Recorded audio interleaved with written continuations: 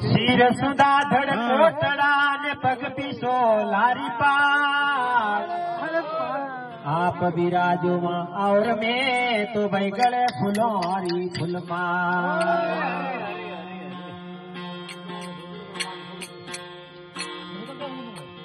सदा भवानी दायनी ने सन्मुख रे सगुणे पांच देव रक्षा करो तो भाई ब्रह्मा विष्णु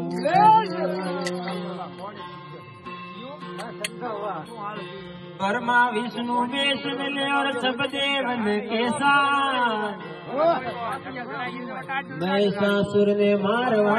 मर्ग प्यास पीस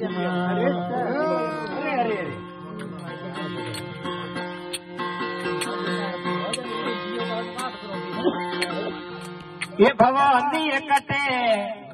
जाया मेरे कटे ऊपर अरे भवानी कटे जाया ने कटे ऊपर भवानी कटाड़े इधरे अवतार माता जी जय बोलो भवानी कटाड़े इधरे अवतार जगदम्बा वाले जय बोलो